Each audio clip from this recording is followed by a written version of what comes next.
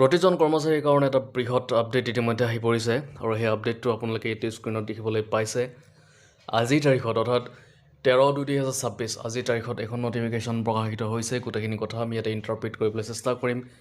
দৰমহা বিলক লৈ অৰ্থাৎ 2026 চনৰ ফেব্ৰুৱাৰী মাহৰ যিটো চলিত মাহ বৰ্তমান হৈ আছে, এই মাহৰ বিল প্ৰস্তুত কৰোঁতে ইয়াতে কিছুমান নীতি নিৰ্দেশনা দিয়া হৈছে। কি আছে গোটেইখিনি কথা আমি ইয়াতে চাবলৈ চেষ্টা কৰিম। This is for general information of all DDOs that while submitting salary bills for the month of February 2026, the income tax assessment calculations for under new tax regime is not required to be submitted along with salary bills for those employees whose gross salary income do not exceed rupees 12,75,000 during financial year 2025-26. However, the annual salary statement must be uploaded online for each employee along with the salary bill for Feb 2026.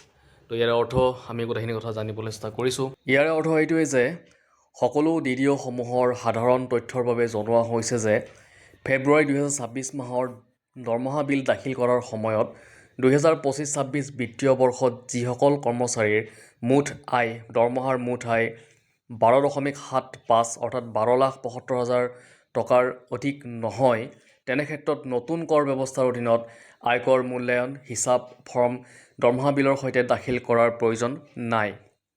কিন্তু ফেব্ৰুৱাৰী মাহৰ 2026 মাহৰ বিলৰ দৰমহাৰ সৈতে প্ৰতিগৰাকী কৰ্মচাৰীৰ বাৰ্ষিক দৰমহা বিৱৰণী অনলাইন যোগে আপলোড কৰিব লাগিব।